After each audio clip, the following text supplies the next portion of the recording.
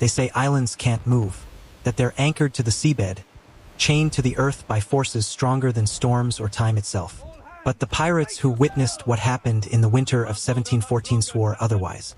Because one night, an island sailed away. Not drifted, not collapsed. It moved with purpose. For the men of the brigantine Night Widow, it started as a distant rumble. A sound too steady to be thunder yet too alive to be machinery. The sea shook beneath them. The horizon darkened as if something massive was rising from below. And then, they saw it. What they believed was a normal island. Trees, sand, cliffs. Pulling itself free from the ocean floor and gliding across the waves like a living ship. The crew thought it was a miracle. Their captain knew better. This wasn't nature.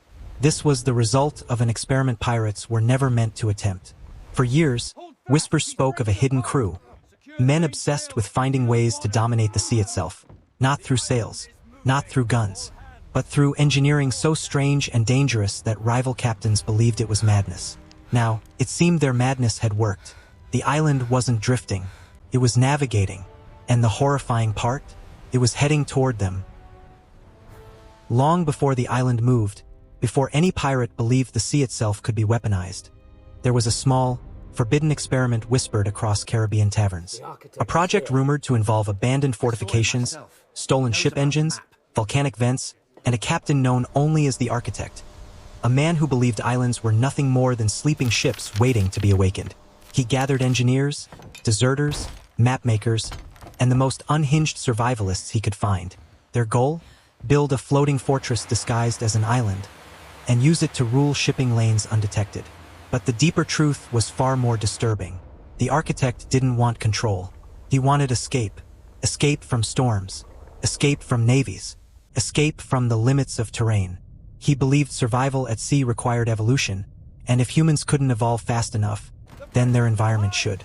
So his crew built a system of hollowed tunnels, interconnected chambers, pressure chambers, and heat channels designed to harness volcanic gas vents beneath the seafloor.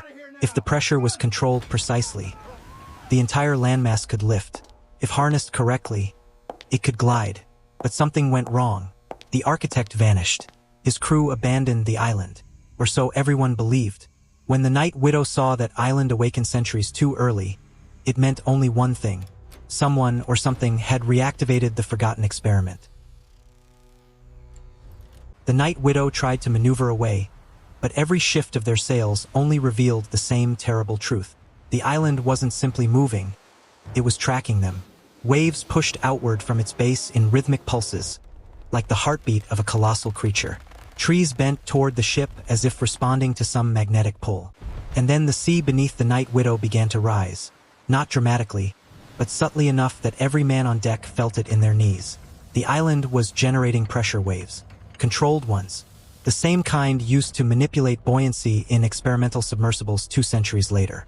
The architect's machine wasn't malfunctioning. It was adapting. The crew begged the captain to fire the cannons. He refused. "You can't kill the sea," he whispered. But the island was not content with intimidation alone. A massive crack opened along its shoreline, revealing a lattice of gears, stone, metal, and something glowing deep within. Something that responded to motion, like a living engine waking from a deep sleep. That's when the crew saw shapes, silhouettes moving within the island's mechanical belly. No one could tell whether they were survivors or something else, because as the island turned toward them, the glow intensified. The engine wasn't just active, it was preparing for something, a push, a strike, or a transformation. As the Night Widow drifted helplessly backward, the crew realized something chilling. The island wasn't chasing them out of aggression. It was trying to merge with them. The waves no longer pushed, they pulled, drawing the ship closer as if the ocean itself had turned into a massive siphon. The captain shouted for anchors, but the ropes snapped instantly under the force. The island's inner glow brightened, revealing chambers designed not for habitation, but for absorption. This wasn't simply a mobile fortress. It was a collector. The architect's writings, long dismissed as myth, mentioned a theory. Survival is ensured not by isolation, but by integration. A ship becomes stronger when it becomes part of the environment. His experiment wasn't about movement. It was about assimilation, taking in ships, converting them into structure, growing the island layer by layer. The crew watched as the exposed machinery shifted, creating a dock-like cavity shaped precisely like a ship's hull. "It's waiting for us," whispered the first mate. But then the truth hit the captain. This wasn't an invitation. It was a trap engineered over decades. And the worst part? Something inside the island was steering the process. Not machines, not ghosts, intelligence. Whether human or evolved, no one aboard wanted to find out. When the Night Widow reached the threshold of the island's open maw, the captain made a desperate choice. Cut the masts, lighten the ship, and allow the current to hurl them sideways instead of forward. It was a gamble no sailor would normally take, but normal rules didn't apply anymore. The ocean bucked. The island reacted. Its inner machinery screeched, shifting to compensate. For the first time, it showed frustration. The crew seized the moment. They ignited the gunpowder stores, not at the island, but beneath their own ship. The explosion tore the stern from the hull, sending the Night Widow spinning violently away from the suction zone.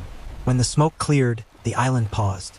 It scanned the water, adjusted its position, and then, in one smooth motion, it sailed in the opposite direction, disappearing into fog as if returning to whatever mission it had awakened for. Some say the island still moves, drifting from horizon to horizon, searching for ships to absorb, continuing the architect's twisted vision of survival. Others claim the island isn't a machine at all, but something alive that simply borrowed machinery to achieve mobility. But the survivors of the Night Widow agreed on one thing. The island didn't chase them, studied them, learned from them, and then left to find a ship that wouldn't resist. Now the question is yours. If an island can move, think, and hunt, where do you run?